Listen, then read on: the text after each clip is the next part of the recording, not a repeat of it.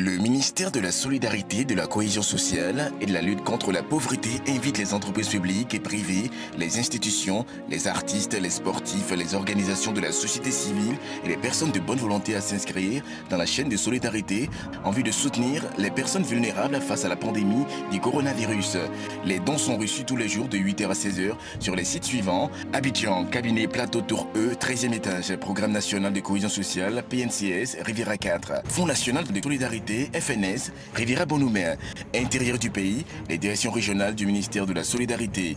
Agissons ensemble pour stopper la propagation du Covid-19 et vaincre ce monstre. Tous responsables, tous solidaires. Infoline 2023 91 75 77 27 87 48 05 20 20 02.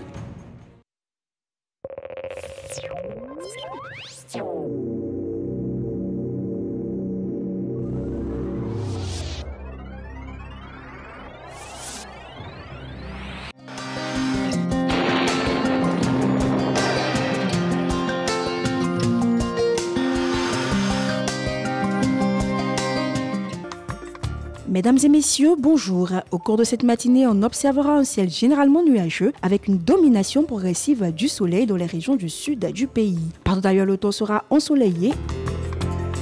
Et pour les variables, nous pourrons observer 27 degrés à Abidjan, 26 à Adiaké, 24 degrés à Bondoukou et Boaké, 25 à Deloa, 24 degrés à Dimbokro, 23 à Gagnoa, 25 à Korogo, 24 degrés à Moé Odéné, 25 à San Pedro et Sassandra, et enfin 24 à Tabou et Yamoussoukro.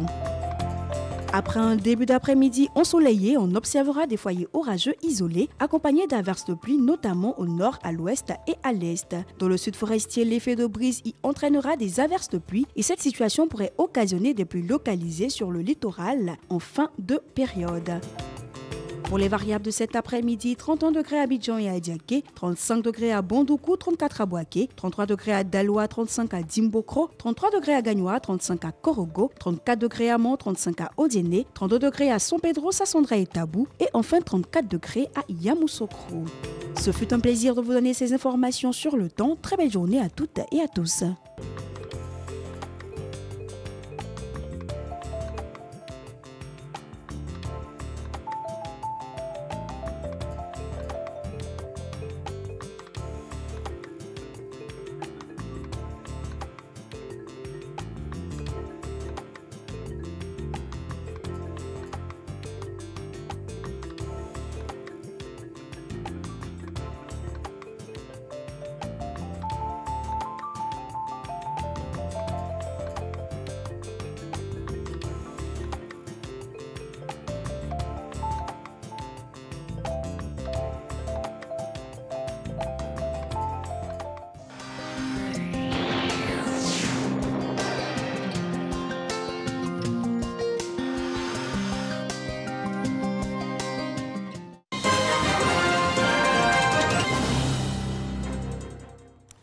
Madame, Monsieur, bonjour, bienvenue. Notre pays tout proche de franchir la barre de 1000 cas confirmés de maladie à coronavirus.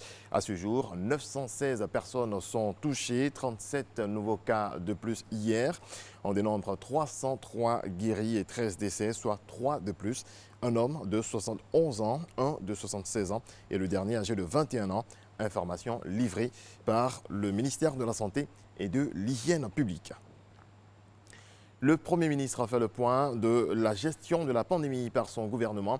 Amadou Gon Coulibaly, face à la presse nationale et internationale, hier a annoncé de nouvelles mesures de lutte contre le Covid-19. Suivant. Ce sont 95 milliards 880 millions de francs CFA que la Côte d'Ivoire investit dans la mise en œuvre du plan de riposte sanitaire au Covid-19 afin de se donner les moyens d'assister nos compatriotes qui seraient atteints par cette maladie. Le gouvernement a autorisé l'importation de 200 millions de masques sanitaires. Une commande de 131 millions de masques a déjà été passée, dont 30 millions seront disponibles dans le courant de cette semaine et le reste le 5 mai 2020.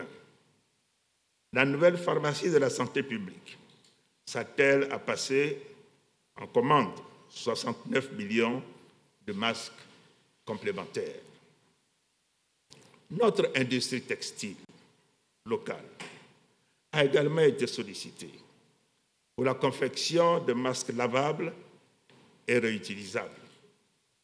Les essais et les tests réalisés par le Laboratoire national de la santé publique sur les spécimens de masques proposés par le groupe Utexi-Cotivo et l'armée sont concluants. Les autres offres de production reçues suivront le même processus. À ce jour, ce sont plus de 5000 prélèvements qui ont été analysés par l'Institut Pasteur. Sous la coordination de l'Institut Pasteur et conformément à notre stratégie de dépistage avancée, les réseaux de laboratoires en mesure de faire ce type de tests sera mis à contribution pour faire passer progressivement les tests journaliers d'environ 300 aujourd'hui à 1000, puis 1500, 2000 tests donc par jour. J'ai le plaisir de vous annoncer que le conseil d'administration du Fonds monétaire international a décidé du financement de notre plan de soutien économique, social et humanitaire pour un montant de 530 milliards de francs CFA qui seront décaissés dès cette semaine. D'autres décaissements sont également attendus de notre Union économique et monétaire, de la BCEAO par l'émission de Corona Bonds, de l'Union européenne, de la Banque mondiale, de la BAD, de la BID et des partenaires bilatéraux. Je salue l'ensemble des personnels de santé de notre pays, tous impliqués dans la mise en œuvre du plan de riposte sanitaire au Covid-19, sous l'autorité de M. le ministre. Je salue également l'action des forces de défense et de sécurité qui assurent la sécurité de tous les Ivoiriens dans ces moments difficiles. Le groupe français Bouygues et ses filiales font don de 600 000 masques chirurgicaux à la Côte d'Ivoire. Le colis a été réceptionné hier à l'aéroport Félix Houphouët-Boigny par le ministre de la Santé et de l'Hygiène publique, Lansine Bakayoko. C'est peu avant 11 h que le Boeing 747 a atterri à l'aéroport Félix Houphouët-Boigny d'Abidjan-Port-Boué en provenance de Luxembourg. Dans le ventre de l'avion, 2,6 tonnes de fret composées de 600 000 masques médicaux de protection convoyés par Bouygues, le géant français de la construction. Nous travaillons à essayer d'en faire d'autres, mais c'est le premier. Il est déjà très conséquent et j'espère que ça sera apprécié par les autorités, bien sûr. Mais bien sûr, si on peut faire mieux, on fera mieux. Ces équipements de protection remis aux autorités ivoiriennes viennent soutenir les efforts de la Côte d'Ivoire face à la pandémie mondiale. C'est un don qui va incontestablement contribuer à nous aider, surtout à un moment où on parle de port obligatoire des masques. Après cette rencontre, le ministre Eugène Akaouele est allé honorer son rendez-vous avec les organisations non gouvernementales évoluant dans le domaine de la santé. Nous sommes sur le terrain, mais nous demandons à notre ministre de tutelle, au gouvernement, de nous épauler. Parce que nous avons besoin des moyens pour aller vers la population. Nous avons besoin aussi de vivres pour aller vers la population. Des difficultés qui devraient être aplanies grâce à l'engagement du gouvernement via son plan de riposte qui monte en puissance. Aujourd'hui, nous sommes en position de dire que le gouvernement a réuni les moyens pour mettre en œuvre le plan de riposte contre le Covid-19 et que toutes les ressources humaines sont attendues pour que nous puissions atteindre les objectifs. Avec ce duo gouvernement-société civile en action, tous espèrent que le Covid-19 n'a pas d'avenir en Côte d'Ivoire. Dans le reste de l'actualité en Grèce, des migrants se précipitent pour récupérer des fournitures et du matériel alors que l'hôtel dans lequel ils séjournent a été placé en quarantaine. Les autorités grecques s'étant inquiétées de l'explosion du nombre de migrants testés positifs au coronavirus. Sur l'ensemble des 470 résidents de l'hôtel Kranidi à 166 km au sud d'Athènes, 150 migrants ont été testés positifs au coronavirus. Quel est l'état de progression de la maladie à coronavirus dans le monde? Eh bien, un graphique montre l'évolution du nombre de cas de Covid-19. Plus de 2 500 000 cas de nouveaux coronavirus ont été officiellement déclarés dans le monde, dont plus de 80% en Europe et aux États-Unis, selon un comptage réalisé hier par l'AFP à partir de sources officielles. Au moins 2 503 429 cas d'infection, parmi lesquels 172 551 décès ont été recensés, notamment en Europe, continent le plus touché, ainsi qu'aux États-Unis, pays où la pandémie progresse actuellement le plus rapidement. On termine avec cette bonne nouvelle qui nous provient du Nigeria. L'hôpital universitaire d'État de Lagos a annoncé qu'une femme de 68 ans avait accouché de jumeaux. Le mari a déclaré qu'il leur avait fallu 43 ans et 3 tentatives infructueuses de fécondation in vitro avant de concevoir leur bébé. L'heureux papa, Noah Adenuga, a déclaré que cette quête pour avoir un enfant les avait amenés jusqu'au Royaume-Uni avant qu'ils ne se décident de rentrer dans leur pays, le Nigeria, où leur destin a changé. Merci de nous suivre. Je vous laisse en compagnie de Alix. Alix qui célèbre 1 an de plus aujourd'hui. Joyeux anniversaire, Alix. Merci, Régis Et Kofi. pour l'axe 2, je vous invite à suivre ce qui suit. Ah ouais. Ouais. Dis donc, cette émission... De surprise en surprise.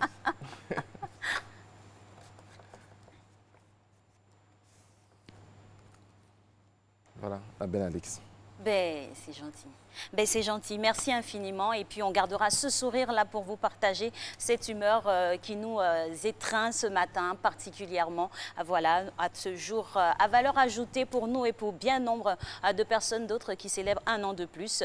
Nous voulons célébrer cette journée-là à vous servir parce que voilà, c'est un sacerdoce que nous campons avec beaucoup de joie. Mesdames, Messieurs, bonjour et bienvenue ou bonsoir si vous nous prenez en après-midi. Vous êtes donc à Matin Bonheur. Merci à Régis Kofi qui vient de nous donner sa prestation. Aujourd'hui, la Brigade Heureuse sera composée donc d'hommes de talent, d'hommes engagés pour vous apporter toujours quelque chose de nouveau, des informations très importantes, notamment avec notre cher coach Frédéric Djozabi qui nous parlera des couples à la difficulté de cette pandémie qui nous assaille, qui est le coronavirus. On va donner ici des astuces, des orientations pour pouvoir bien vivre cette période de confinement-là. Pourquoi pas se rapprocher et se trouver d'autres qualités. C'est des qualités que nous voulons partager avec vous. On aura aussi voilà, notre cher coach Diabaté qui arrive tout de suite et maintenant pour vous mettre en mouvement.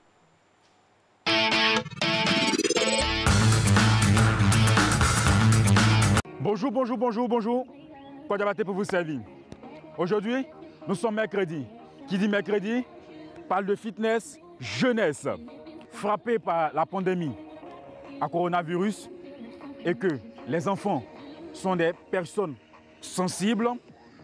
Pour cela, je réalise les vidéos toute seule. Et vous pouvez rester avec les enfants à la maison, suivre la RTI, regarder la télévision et travailler avec moi. OK? Tout en respectant les consignes de sécurité que vous devez adopter.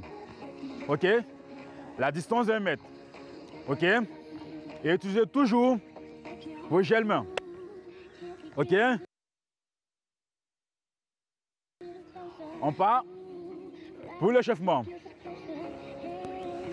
On fera une jeune séance de Taïbo jeunesse.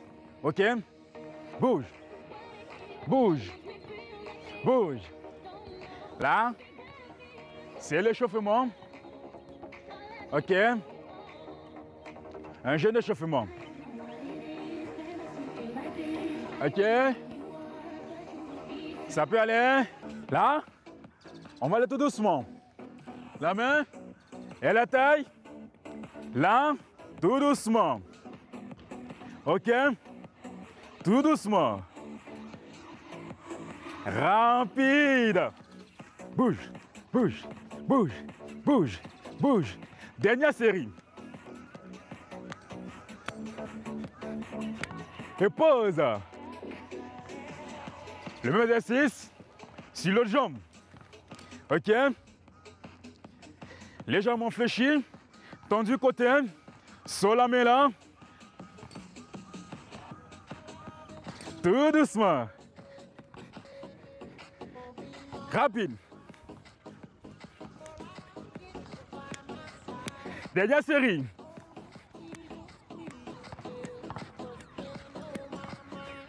Pause. Ça peut aller. Ça peut aller.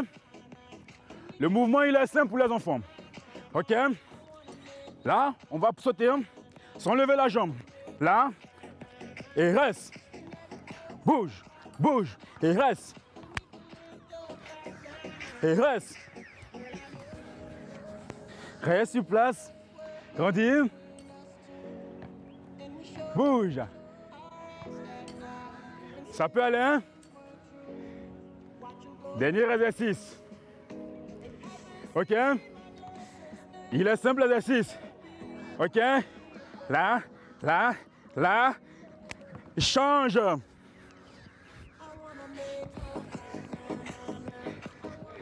OK? Il faut donner l'envie aux enfants de faire du sport tout en s'amusant. OK? Le sport avec les enfants doit être ludique. OK?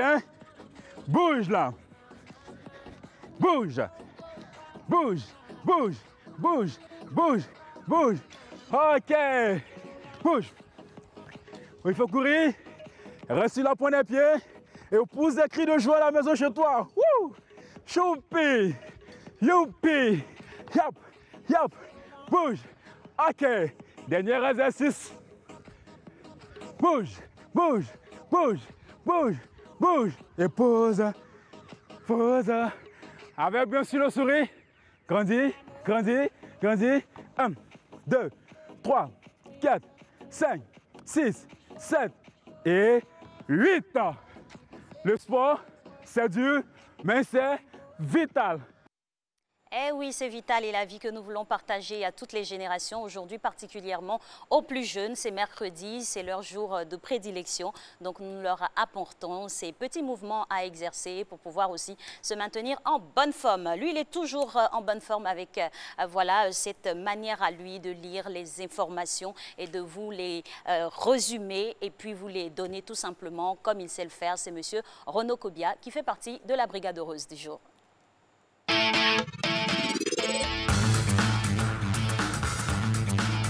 Bonjour Renaud. Bonjour Alix. Et merci pour hier, comme on a l'habitude de dire ici en Côte d'Ivoire. Alors, on démarre avec la lutte contre le coronavirus et le Premier ministre était face à la presse hier. Bonjour à tous. Au cours de cette rencontre, Amadou Gon Coulibaly a notamment parlé du fonds de solidarité mis en place par le gouvernement. Il a révélé comment l'argent sera réparti par secteur d'activité.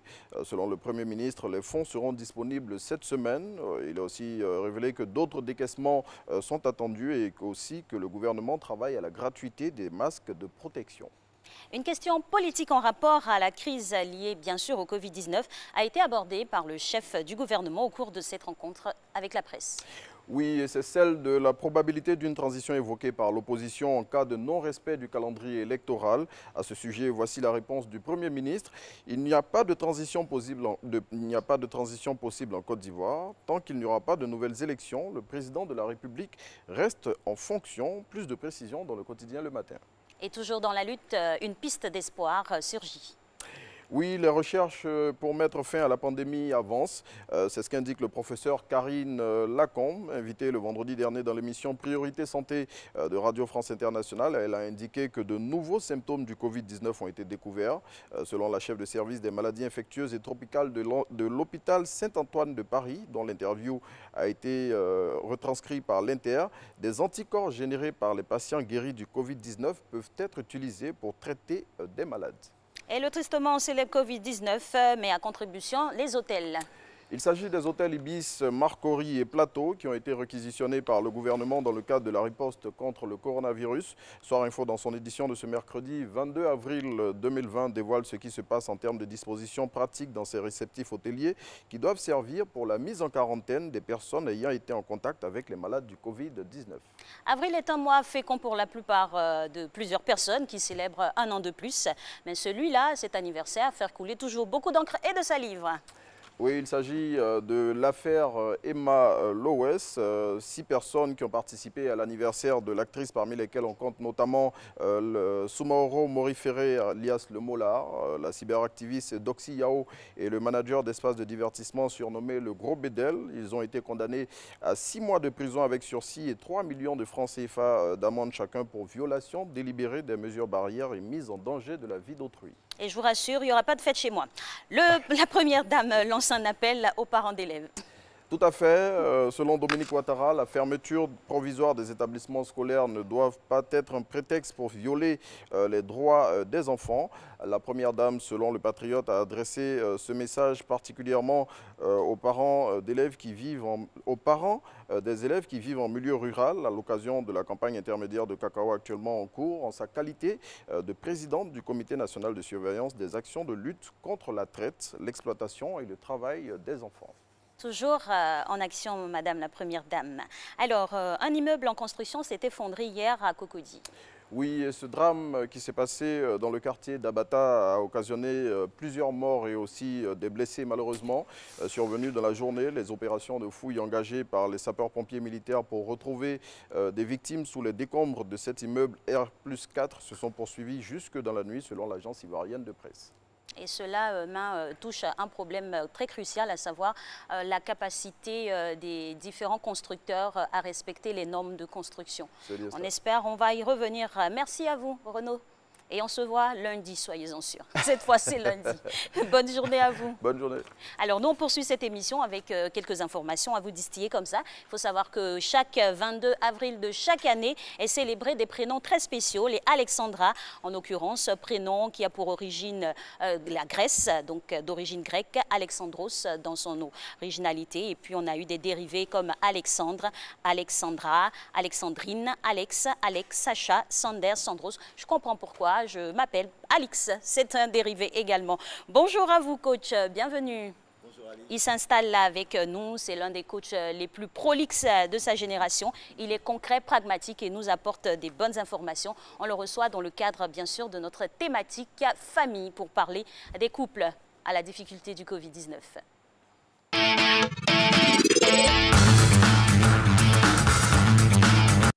Et je reçois encore les compliments du cher coach. Merci à vous. Alors coach, bonjour et bienvenue à nouveau. Bonjour à nouveau Alix. C'est vrai que cette situation inédite mène les couples à beaucoup d'implosions.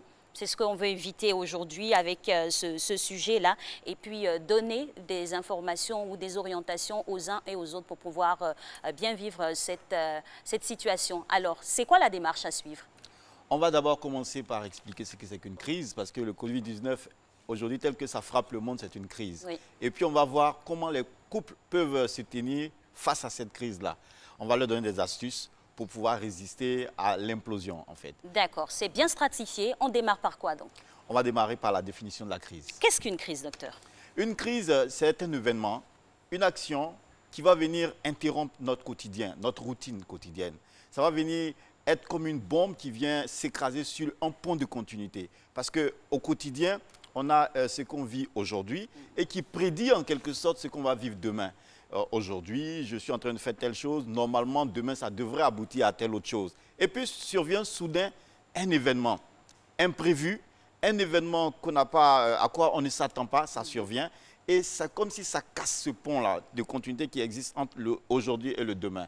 Donc quand ce pont est cassé, ça crée en nous beaucoup de désordre parce qu'on ne sait pas désormais comment passer d'aujourd'hui à demain. On ne sait pas ce qui nous attend demain. On ne sait pas ce qu'il y a dans demain. Et ça crée du stress, ça crée des anxiétés, ça crée beaucoup de problèmes qui peuvent en provoquer d'autres, à la fois sur notre santé, comme dans nos relations avec les personnes qui nous entourent.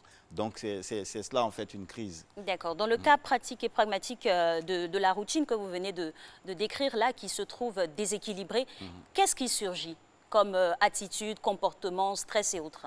Par exemple, la violence. Aujourd'hui, en France, la violence dans les couples, les plaintes pour violence conjugale, ça s'est accru de 35%. Aujourd'hui en France. Au Canada, c'est pareil. Peut-être pas dans les mêmes proportions, mais il y a un accroissement du chiffre de les violences conjugales, par exemple. Les gens se supportent de moins en moins parce qu'ils n'avaient pas l'habitude de vivre ensemble. Ils vivaient ensemble sans vraiment être ensemble. Parce que le matin, monsieur va au travail, madame va au travail. Donc, on a juste le temps d'être ensemble quelques heures. Parce qu'on ne fait pas attention très souvent. Prenez une journée de 24 heures. En général, on est ensemble peut-être de 19 heures. Peut-être de 19h, ce qui n'est pas très évident. Quand on rentre du boulot. Quand on rentre tôt. Et puis jusqu'à 22h, 23h, et tout le monde dort. Donc de 23h au matin, à la limite, on n'est pas ensemble. Et du matin jusqu'à ce qu'on revienne encore à 19h, on n'est pas ensemble. Donc en réalité, on ne vit ensemble que quelques 3 ou 4 heures. Et là, maintenant, on est ensemble presque 20 heures sur 24. Oui. Et avec des enfants qu'on n'a pas l'habitude également de voir coltiner à nos bottes toute la journée. Du coup, ça déséquilibre tout. Et puis le fait qu'on a nos routines professionnelles qui sont interrompues, on est à la maison, on n'a plus la même charge de travail, on n'a plus la même énergie à dépenser. Et puis surtout, il y a les problèmes. Les problèmes du genre, je ne sais pas comment est-ce que cette crise-là va se terminer, je ne sais pas même comment je vais nourrir mes enfants. Si jamais le gouvernement décidait de corser la mesure de confinement, par exemple, oui. Je ne sais pas comment ça va se faire parce que je n'ai pas assez d'argent. Donc, toutes ces interrogations-là amènent les gens à être dans un autre état. Et cet état-là, souvent, on ne fait pas attention à ça. Exactement. Et ça s'aggrave et ça crée des problèmes. Et nous voulons vraiment toucher du doigt ces différents états qui surgissent. Parce que dans cet agrégat de chamboulement-là, quelle est l'attitude à adopter? On fait une liste, on va essayer d'établir une liste de choses qui surgissent ou qui ressurgissent. Parce qu'il y a des comportements insidieux, hein, des fois, qui surgissent. Alors, comment faire sa liste et faire le point? La première chose à faire, c'est d'abord essayer d'établir de nouvelles routines. Comme je l'ai dit, habituellement, on a un programme de travail, on a un programme quotidien de vie. Et donc, ce programme-là, aujourd'hui, il est changé. Vous allez voir que la plupart des gens qui enfreignent les règles, par exemple, édictées par le gouvernement en ce qui concerne les mesures d'hygiène et tout ça, ce sont les gens qui n'arrivent pas à accepter la situation. Dans le déni. Ils sont dans le déni parce qu'ils avaient une routine et ils veulent continuer cette routine-là alors que la situation a changé, alors que le point de continuité a été rompu. Donc, il faut premièrement faire en sorte d'accepter la situation. Elle ne me plaît pas, je n'ai pas envie de rester à la maison, je n'ai pas envie de supporter ma femme, je n'ai pas envie de supporter mes enfants, je n'ai pas envie de faire ceci, je n'ai pas envie de faire cela, mais c'est ce qui est. Oui. On fait quoi? On pleure, on se tue, on fait quoi? Du réalisme. Réalisme. Et ce qu'il y a à faire, c'est d'accepter. La situation, je ne peux pas la changer, je l'accepte. Premièrement, l'acceptation. Deuxièmement, s'adapter à la situation.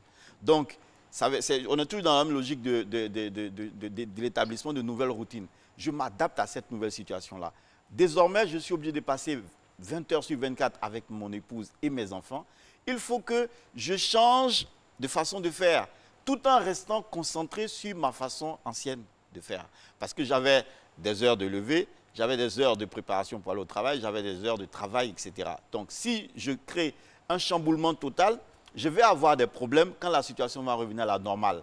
Donc, pour ne pas que j'ai des problèmes quand la situation va revenir à la normale, ce qui serait idéal, c'est de maintenir à peu près les mêmes horaires.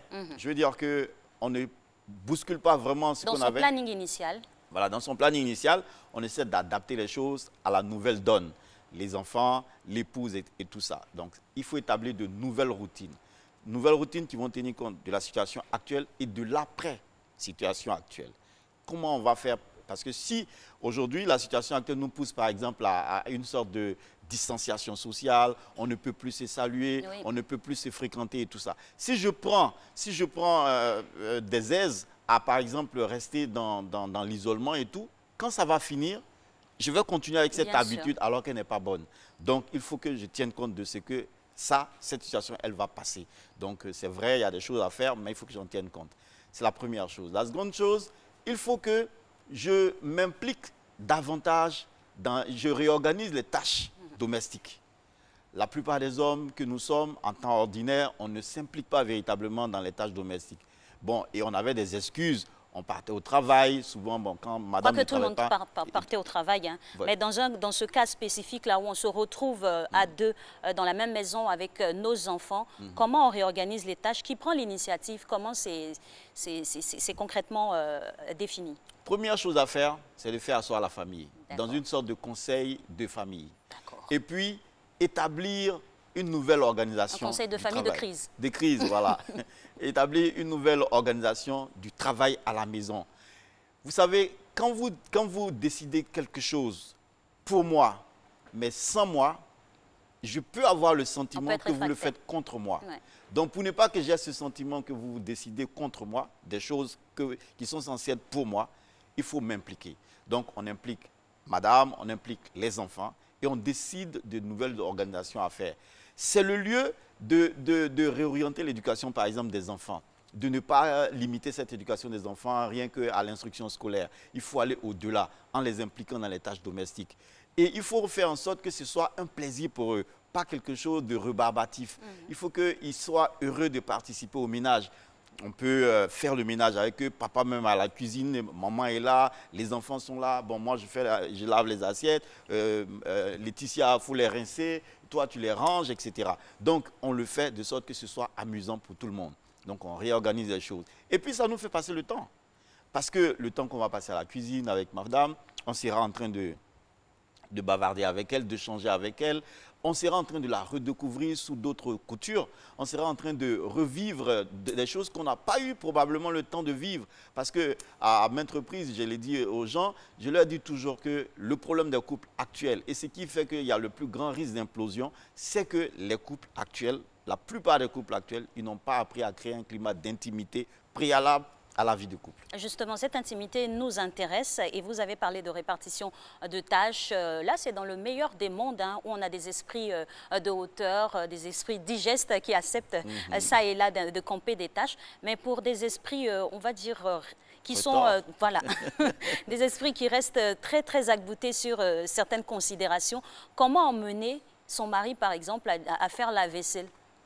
C'est déjà, il faut que ce soit un moment où on se parle, où on se redécouvre. Il faut qu'on lui dise. Parce que les choses ne sont pas évidentes pour tout le monde. Ce qui est évident pour moi peut ne pas être évident pour mon épouse. Oui. Donc, si je vois qu'il y a des choses qui ne lui paraissent pas évidentes, il faut que je les lui explique. Que je lui explique qu'il a intérêt à m'aider. Il a intérêt à s'impliquer davantage. Vous savez, le premier ennemi de la décision, c'est l'ignorance. Quand on ne sait pas, on est braqué. Quand on ne sait pas, on ne fait pas. Donc, la première chose à faire, c'est d'apporter la connaissance. Donc, madame qui est habituée à faire ça, elle a un langage d'amour. Elle a un langage, par exemple, de ses tâches domestiques. Il faut qu'elle emmène son homme à partager son langage. Tu sais, quand tu ne t'impliques pas dans les tâches domestiques, que je suis la seule à faire ces choses-là, ça crée en moi le stress. Parce qu'il faut que je sois à l'heure pour le repas, il faut que je fasse ceci dans le temps, ça crée en moi le stress. Et quand je suis stressé, ça provoque en moi des émotions. Et ces émotions-là provoquent en moi la sécrétion de certaines hormones. Et ces hormones-là sont nocives pour mon corps. Quand on va se retrouver le soir dans le lit, tu vas vouloir faire certaines choses que je ne pourrais pas te donner. Ça va devenir une crise. On peut éviter ça en partageant les choses. Quand c'est clairement dit, quand c'est clairement expliqué, qu'on a bien compris, il n'y a pas de raison qu'on fasse de la résistance à la pénétration de la connaissance. Bien sûr. On va y revenir sur le ton à adopter pour orienter la communication en cette période de crise, juste après la pub.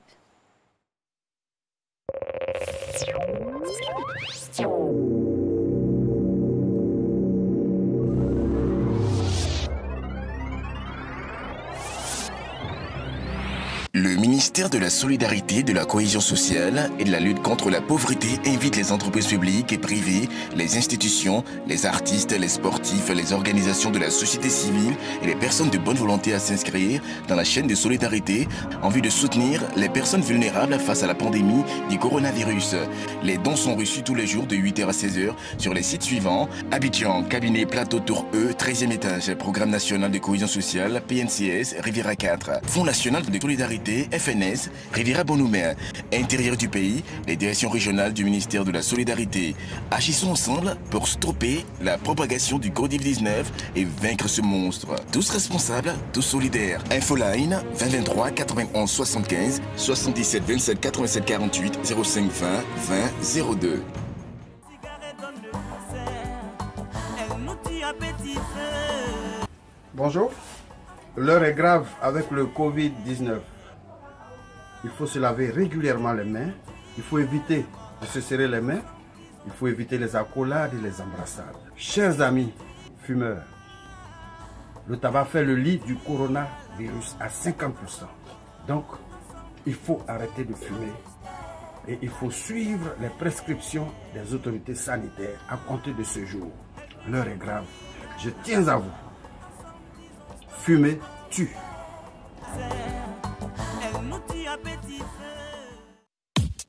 La magie des cadeaux, c'est sur la RTI. Avec le jeu SMS Magique. SMS Magique. On va vite. Cash. C-A-S-H par SMS au 98 114. Et tente de gagner 100 000 et 250 000 francs CFA par jour. 500 000 francs par semaine. 1 million de francs par mois.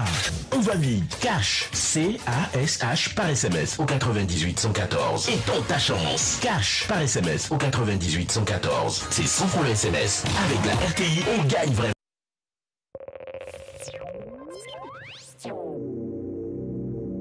Baba Yao pour la lettre du retour sur le plateau. Alors, docteur, nous en étions à l'étape du langage. Dans toutes les civilisations, la socialisation passe par le langage. Absolument. Comment ajuster le langage dans cette période pour les couples? Il faut savoir que communiquer est une chose. Savoir comment communiquer en est une autre. Et le comment communiquer tient à beaucoup de choses. La connaissance de la personne qui est en face de nous. Son tempérament, ses besoins, le moment pendant lequel on veut communiquer, etc. Donc, il faut absolument en tenir compte. Il faut savoir que ce moment précis que nous vivons est un grand moment de perturbation au niveau de tout le monde. C'est vrai que nous, on est stressé, mais il faut savoir que celui qui est en face de nous, avec le niveau de responsabilité qu'il a, par exemple, si on est dans un couple, et on est dans un couple ici, si c'est madame qui a des choses, des reproches à faire à son mari, il faut qu'elle sache que, en fonction du niveau de responsabilité de son homme dans le foyer, il a un niveau de pression qui est aussi énorme, un niveau de stress qui s'élève aussi proportionnellement à son niveau de responsabilité. Donc, si on doit lui parler, on doit en tenir compte. On doit tenir compte de la façon dont lui, il a l'habitude de communiquer. Des moments où lui, il a l'habitude de communiquer. Il ne faut pas vouloir forcément lui parler à 4 h du matin parce que c'est à 4 h du matin, maman nous a dit qu'on doit parler à son homme. Voilà. Il ne faut pas, par exemple, parler sur un ton que lui n'accepte pas. Donc, il faut s'adapter à la situation en essayant de moduler les choses sur la personne qui est en face de nous. Ça suppose qu'on apprend à connaître. Et si on n'a pas eu le temps, si on n'a pas eu l'occasion, on ne s'est pas donné les opportunités de connaître notre partenaire avant, c'est le moment idéal. Quand cette couple-là, et pendant cette crise, de connaître celui ou celle qui est en face de nous, de connaître nos enfants, de nous rapprocher de certaines valeurs qu'on n'a pas eues. C'est le moment. Il faut qu'on essaie de positiver ce moment de confinement, ce moment de crise. Parce que celui qui n'arrive pas à s'adapter, celui qui fait de la résistance en général, celui qui vit de la façon la plus négative cette crise, c'est celui-là qui n'arrive pas à se réinventer. Et c'est la troisième astuce que j'ai envie de donner aux gens. Se réinventer. Savoir que la situation qu'on vivait, elle n'est plus la même. Il faut l'accepter. Quand on l'a accepté, on s'est dit, ben, il faut que je me renouvelle. Que je renouvelle mon intelligence. J'étais vendeuse de galettes. Aujourd'hui, je ne peux pas vendre les galettes parce qu'habituellement, je les vendais devant une école et l'école est fermée, donc je ne peux plus vendre les galettes. Qu'est-ce que je fais? Je reste à pleurnicher? Non. Il faut que je me réinvente. Je peux me transformer en vendeuse de cache-nez parce que c'est ce qui est adapté à la crise. C'est l'opportunité en plus. Voilà, je peux me transformer en vendeur de gel hydroalcoolique. C'est ce qui est d'actualité. Il faut avoir l'expertise aussi pour le faire. C'est vrai que je ne vais pas fabriquer, mais au moins je peux vendre. Oui. Voilà, je veux dire que le principe, c'est de se renouveler. Tenez, Alex, moi, je veux partager avec vous mon expérience. Comment j'ai dit qu'il faut positiver pendant cette crise-là. Moi, je n'ai même pas envie, c'est vrai que le Covid-19, ça effraie et tout, mais moi, je n'ai pas envie que l'aspect confinement-là s'arrête. Ah oui, pourquoi? Dites-moi. Parce que ça m'est tellement bénéfique, tellement bénéfique. J'ai accepté la situation, je dis, ça est là, je ne peux pas changer. Il faut que je me renouvelle. J'avais du mal, par exemple, à terminer l'écriture de certains livres. Depuis le temps, j'ai le temps de faire. Donc, je commençais à écrire et j'ai déjà terminé 2 livres sur 4 que j'avais commencé. Et j'ai envie d'avoir le temps de terminer mes 4 livres. L'opportunité du confinement, c'est un gain de temps que vous avez. Un gain énorme, c'est du pain béni pour moi. Et je me dis, c'est vrai, tout le monde n'est pas écrivain, tout le monde n'a pas tendance à faire, mais chacun de nous, en fonction de sa réalité, doit pouvoir se réinventer, s'adapter à la nouvelle donne, voir dans son imagination comment essayer de transformer ce qu'on avait l'habitude de faire en l'adaptant à la situation nouvelle. Si avant, je faisais par exemple un commerce en direct avec des vis-à-vis où on avait besoin du contact physique, désormais, c'est le lieu de faire mon commerce, mais par exemple via les réseaux sociaux, via Internet. Au moins, je ne touche pas les gens ne me touchent pas, et puis je continue toujours de me faire mon petit bonhomme de chemin. Il faut se réinventer, c'est vraiment la troisième astuce. Quand on n'arrive pas à se réinventer, on a du mal à accepter la situation, et ce n'est pas normal. La quatrième astuce que je veux proposer aux gens, c'est de pouvoir revenir aux fondamentaux du couple, pour ne pas amener son couple à l'implosion. Et les fondamentaux du couple, c'est quoi? Exactement. C'est l'intimité, premièrement. Savoir créer l'intimité. Parce que quand on parle d'intimité dans le couple, les gens ont cette tendance-là à faire une confusion entre l'intimité sexuelle et les autres formes d'intimité. Il faut pouvoir rester avec son homme ou avec sa femme, passer du temps ensemble, prendre du plaisir à être ensemble, créer des petits mouvements, des petits moments, créer des moments de complicité, de langage propre à nous, de codification de notre langage. Il faut apprendre à faire ces choses-là. Et les gens, en général, dans notre quotidien, on n'a pas le temps de faire ça. Par exemple, moi, de dire à ma femme, si on a de la visite à la maison, qu'il y a quelque chose que tu as envie de me dire, ce n'est pas la peine de me dire ça devant les gens. Il suffit juste de tousser. Avoir des codes. Avoir des codes. Avant, on n'avait pas le temps d'établir ces codes. C'est le lieu maintenant de le faire. De faire asseoir notre conjoint, on passe du temps, on rigole, on crée cette intimité. Revenir aux fondamentaux. L'intimité est très importante. Deuxième chose, apprendre à gérer les différences. Qu'est-ce qui me différencie de mon homme? Par exemple, chacun de nous, avant d'entrer dans un couple, a une conception de la vie de couple. On a notre façon de concevoir la relation à deux. Il y a des gens qui sont interdépendants dans leur façon de concevoir. Il y a des gens qui sont totalement indépendants. Ils vivent, ils n'ont pas besoin de quelqu'un, ils sont indépendants. Donc quand ils rentrent dans un couple, qu'ils ont la chance de rencontrer un partenaire qui est indépendant, monsieur peut rester à Paris, madame en Côte d'Ivoire, il peut faire 2 ans, ça ne leur dit rien, ils s'aiment et puis la vie continue. Il y a des gens qui sont très très dépendants l'un de l'autre. Et donc quand ils passent une journée sans voir l'un ou sans voir l'autre, ça leur crée des problèmes. Donc, et ça, c'est des choses qu'on ne prend pas la peine de voir avant de rentrer dans le couple. Maintenant qu'on est dans le couple, avec des différences, par exemple, de façon de concevoir le couple, c'est d'apprendre à s'adapter à l'autre. Si moi, je suis très dépendant, par exemple, dans ma façon d'exprimer ma relation avec l'autre, et que ma femme, elle est très indépendante dans la tête. C'est-à-dire que moi, là où j'attends qu'elle me réveille le matin avec des bisous, etc., elle s'en fout de ça, elle s'élève, elle va vaquer à ses occupations. Ce n'est pas le moment de lui faire des reproches, de lui dire non, mais pourquoi tu ne m'as pas donné les bisous que j'attendais ici? Parce que ça va pourrir l'ambiance. Il ne faut pas exprimer aussi? On peut le dire, mais en tenant compte de ce que c'est sa façon à elle d'être. Et que moi, je ne peux pas changer. En fonction du profil en face de nous. Du profil. Vous savez, Alix, on ne se marie pas à quelqu'un pour le changer. On se marie à quelqu'un qui nous plaît. C'est déjà notre goût. On ne se marie pas avec lui pour le modifier. Vous voyez? Donc, c'est effectivement revenu aux fondamentaux. Hein, revenir aux fondamentaux, parce que quand on ne revient pas aux fondamentaux, on se perd tout de suite. Donc, c'est de comprendre ces choses. Il faut apprendre également à résoudre les crises. Apprendre que c'est vrai, on ne peut pas se préparer à un événement qui n'est pas encore venu. C'est vrai, parce que la résolution d'un événement est propre et spécifique à tout ce qu'il y a dans l'événement. À sa survenue. Voilà. Donc, on ne peut pas se préparer vraiment, mais on peut se préparer au principe. Savoir que quand la crise va survenir, quand par exemple des palabres vont intervenir, si je suis là, ma femme me fait des reproches que je n'accepte pas, il faut que je sache qu'il y a des façons de faire. Donc, apprendre à résoudre les crises. Poser le problème, s'attarder sur le problème et non pas sur la personne. Là, vous avez fait quelque chose qui ne me plaît pas. Je parle de cette chose qui ne me plaît pas, mais je ne parle pas de vous en tant que personne. Parce que dès lors que je vais commencer à parler de vous en tant que personne, la crise commence. Parce qu'il n'y a personne qui accepte qu'on lui fasse des reproches. Et ça, c'est naturel. Donc, il ne faut pas faire le reproche à la personne, il faut lui reprocher son acte. D'accord. Alors, docteur, on va revenir sur les leviers de résolution de crise au sein du couple. Le temps pour nous de vous dire que voilà, maintenant, depuis un mois, de nombreuses familles sont contraintes à rester à la maison pour tenter d'enrayer la propagation du Covid-19, à Abidjan particulièrement et en Côte d'Ivoire généralement. Et cette situation est inhabituelle pour les couples. Notre reporter Emmanuel Bonzo vous a posé la question de savoir comment vous vous organisez pour ne pas créer voilà, l'implosion et l'explosion dans vos familles.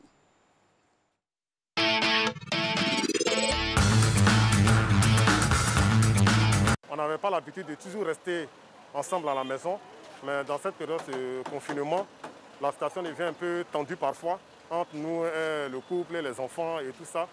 Mais étant l'homme de la maison, je m'arrange à toujours désamorcer la bombe. Quand je sens que tout le monde est fâché, je fais de sorte à ce qu'on soit en harmonie. Mon astuce principale, c'est de taquiner ma femme, taquiner mes enfants. Quand je sens que la situation est tendue, je fais tout pour que tout le monde ait le sourire. Donc j'essaie de créer des amusements, j'essaie de distraire un peu les gens pour ne pas que la situation s'empire. En tout cas, souvent, ce n'est pas facile parce que vivre à deux et ne pas souvent s'écorcher, ce n'est pas facile. Mais ce qu'on retient d'abord, le premier élément, c'est d'abord la patience, la tolérance en premier lieu. Et en second lieu, souvent aussi en termes de passe-temps, ça veut dire pour souvent, quand des petits éléments arrivent, souvent on se balance soit dans la lecture, soit dans la prière, en tout cas pour nous permettre de surmonter un peu souvent certains éléments parce que ce n'est pas du tout facile. Passer plus de temps cloisonné entre quatre murs et souvent quand des petits incidents arrivent, on est quand même tenu de surmonter ces éléments. Quand il y a une tension avec madame, il est mieux de se maîtriser, faire un repli sur soi, aller en chambre, et puis bon, revenu de belle, requinqué par la prière.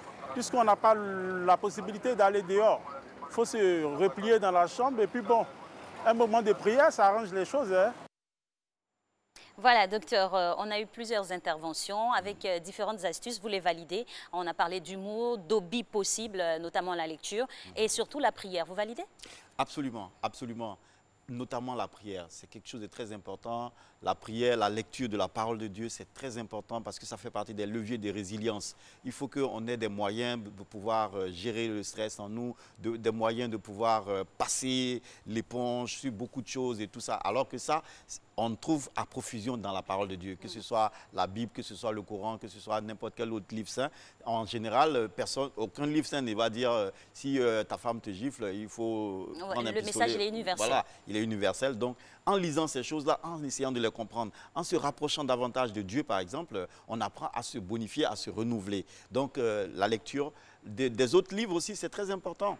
On apprend à s'imprégner des réalités qu'on n'avait pas. Ça nous permet de renouveler notre intelligence, notre être entier. Il faut qu'au sortir de cette crise-là, premièrement, il y a des choses, c'est-à-dire il faut qu'on apprenne à s'adapter à la crise, il faut qu'on apprenne à se renouveler pendant la crise et il faut qu'on apprenne à rebondir. Et apprendre à rebondir, c'est pendant la crise que ça doit se faire. Parce que ça se prépare. Rebondir comment? Rebondir avec quoi? Rebondir où? Ça, c'est des questions qu'on doit pouvoir se poser pendant qu'on en a l'occasion. Et l'occasion, elle est belle là maintenant. On a le temps, on est enfermés entre nous, il n'y a que madame, il n'y a que les enfants. C'est le moment de réorienter notre vie. Réorienter notre vie, nos options, nos façons de faire, nous réadapter à tout. Le Covid-19 est venu nous enseigner. Et il faut qu'on puisse tirer les meilleurs enseignements de ce que c'est venu nous donner en fait. Il faut qu'on puisse tirer les meilleurs enseignements. Il faut qu'on puisse sortir de là beaucoup plus beau, beaucoup plus formé, beaucoup plus utile à la société, beaucoup plus solidaire. Parce que ce sont les valeurs que cette tragédie-là est venue nous enseigner. Donc, je profite de ça pour dire que une autre astuce est ici d'apprendre à éduquer nos enfants. Et comment cela se décline? Apprendre à éduquer, d'abord il faut savoir ce que c'est que l'éducation. C'est-à-dire que c'est le fait de pouvoir amener l'enfant, par exemple, à être au meilleur niveau de lui-même.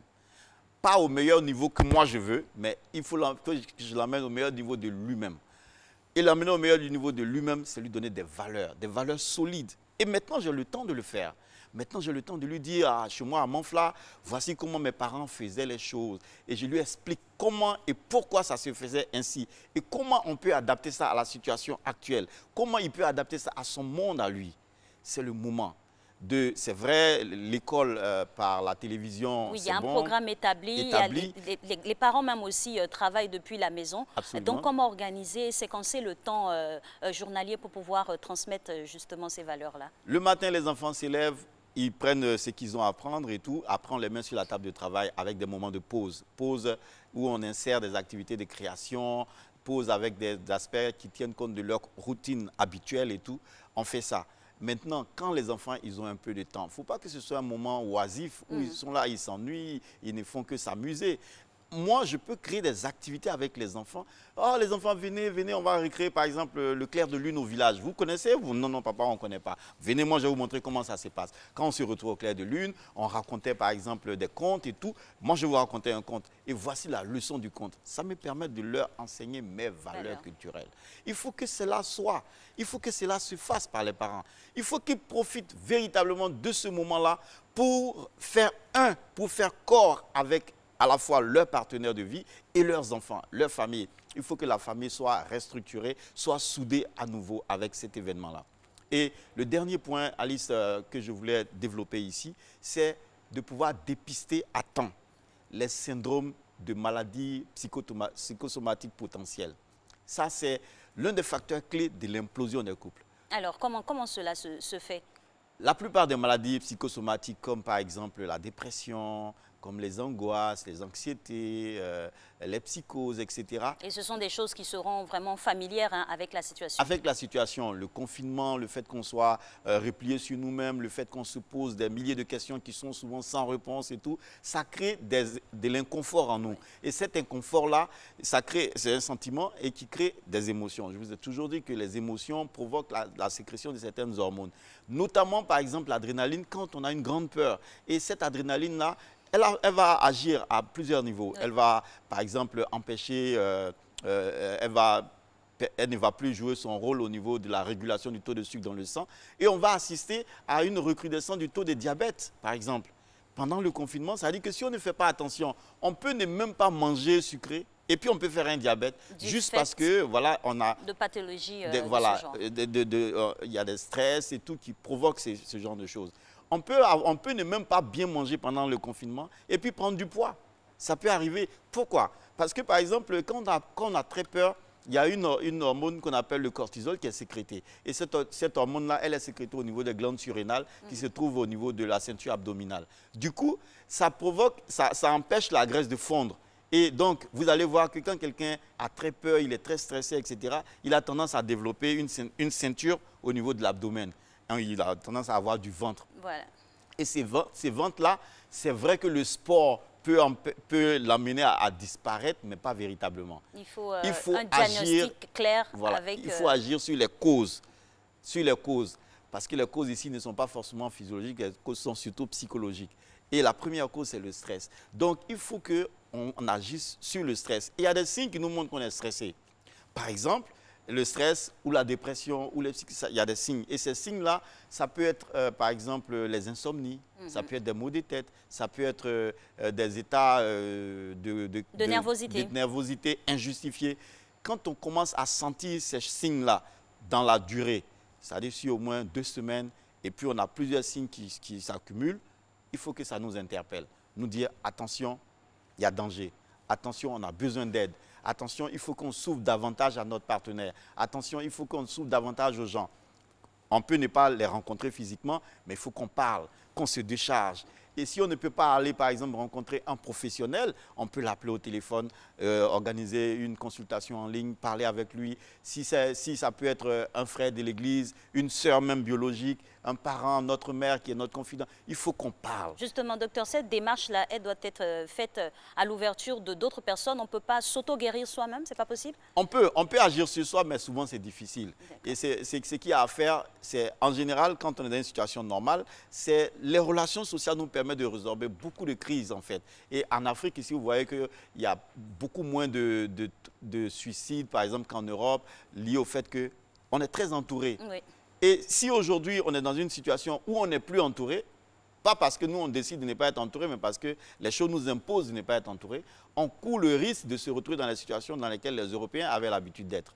Or, il ne faut pas. Donc, il faut que... ce qui est idéal, c'est de pouvoir s'auto-diagnostiquer en observant les signes. Quand je sens les signes venir chez moi, je me dis, j'ai besoin d'aide. Il faut que j'aille vers l'aide. Et je peux observer également mon partenaire ou ma partenaire. Je vois que ça fait 2 jours, 3 jours, 1 semaine, 2 semaines. Mon mari, il tourne sur lui dans le lit. Ma femme, elle tourne sur elle dans le lit. Elle se plaint de maux de tête. Elle devient nerveuse. Quand on lui dit un petit truc, elle s'énerve, etc.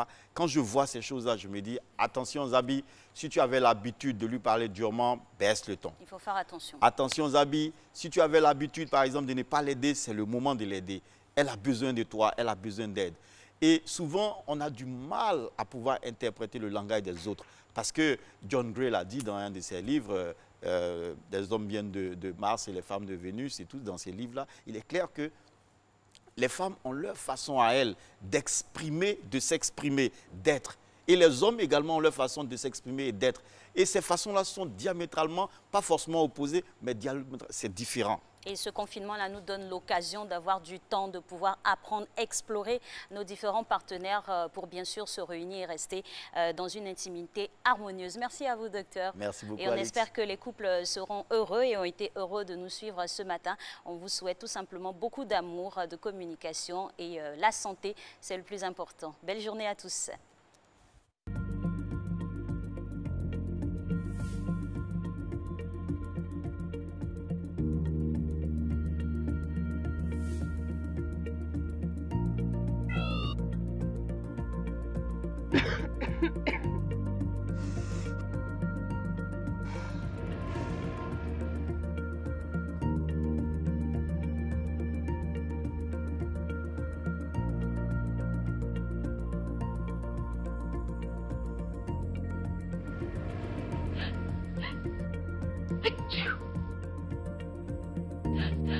Achoo!